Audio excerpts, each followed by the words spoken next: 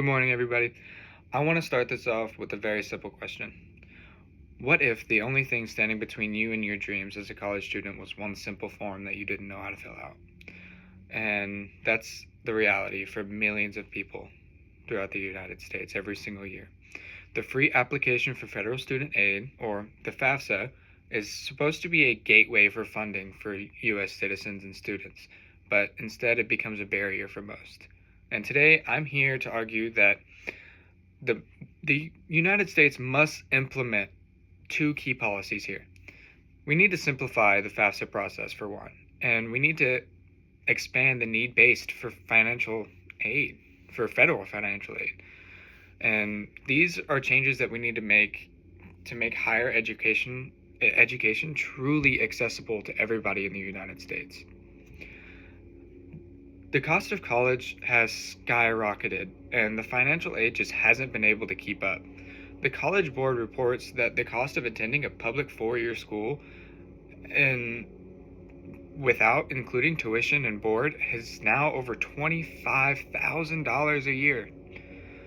At the same time, the Pell Grant, the main federal grant for low-income students, covers less than 1/3 of that amount.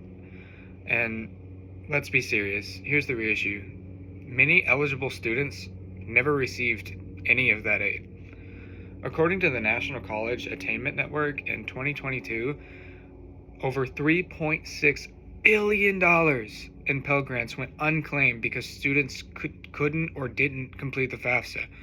That's just money left on the table here, and that could have changed so many lives. I really want you to think about that.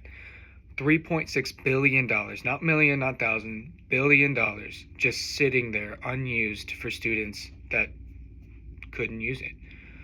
As a U.S. Secretary of Education, Miguel Cardona said, "We have students across the country being forced to choose between groceries and textbooks, or rent and tuition. That's just unacceptable.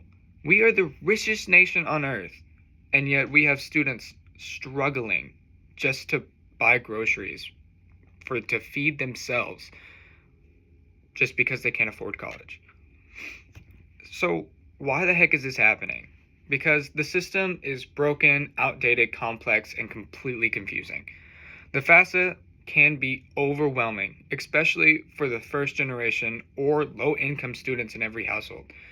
It's long, asks for detailed tax information, and uses terms that most students have never even heard before. Mark Kantrowitz, a leading financial aid expert, says this, and I think it sums it up perfectly.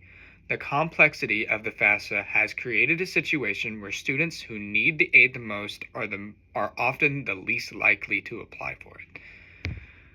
And while the FAFSA Simplification Act passed in 2022 aims to fix this by reducing the questions and automating income reporting, implementation delays and technical issues, especially in the 2024 to 2025 cycle, have undermined this impact. Meanwhile, state and institutional aid often favors merit-based scholarships over the need-based scholarships that people will need.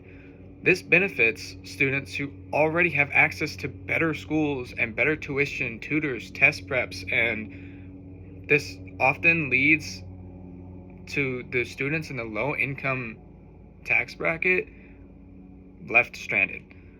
As education researcher Dr. Lana Prana explains, when we focus on aid merit, we reward privilege.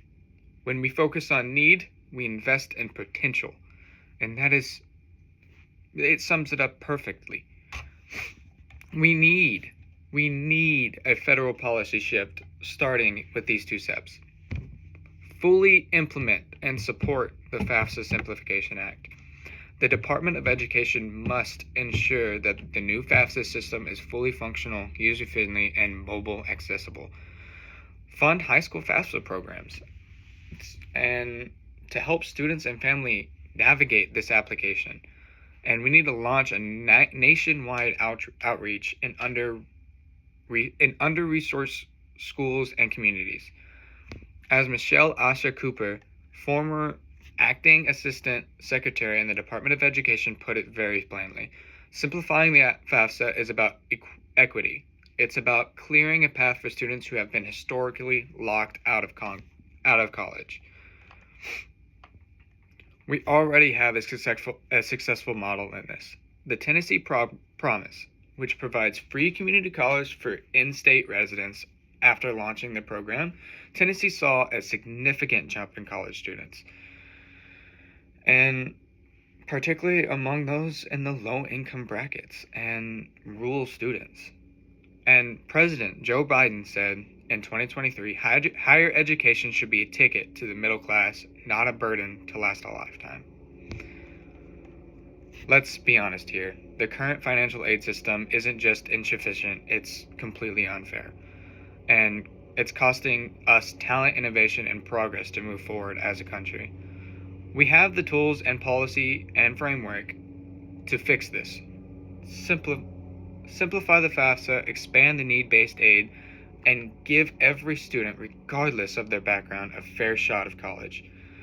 As education advocate Kada Haycock once said, we need a talent problem in this country. We have an opportunity problem. Let's solve this problem with smart, student-centered policy networks. Thank you for listening.